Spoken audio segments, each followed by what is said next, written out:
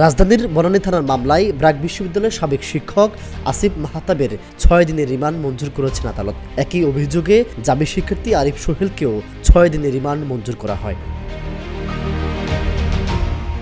চলমান কোটা আন্দোলনের সময় সেতু ভবনে হামলা ও অগ্নিসংযোগের ঘটনায় দায়ের করা মামলায় সোমবার তাদের আদালতে হাজির করে ডিবি পুলিশ।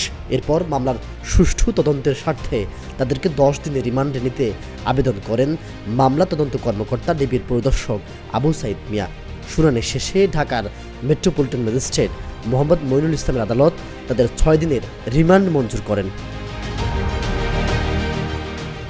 এর আগে গত শনিবার রাত 1টার দিকে উত্তরার 9 নম্বর সেক্টরের 10A সড়কের বাসা থেকে ডিবি পরিচয়ে আটক করা হয় আসিফ মাহতাব উৎসকে।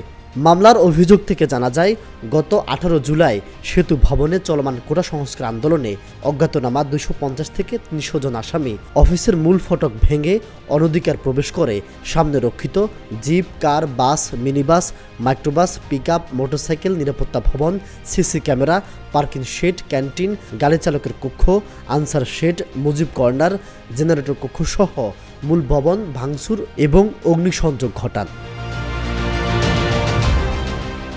এ সময় ভাঙচুর ও অগ্নিসংযোগের মাধ্যমে আসামিরা 32টি জিপ গাড়ি, 9টি পিকআপ, মিনিবাসের ক্ষতিসহ আনুমানিক 300 কোটি টাকার ক্ষতি সাধন করেন। জুনাইদ আল হাবিব, কালের কণ্ঠ।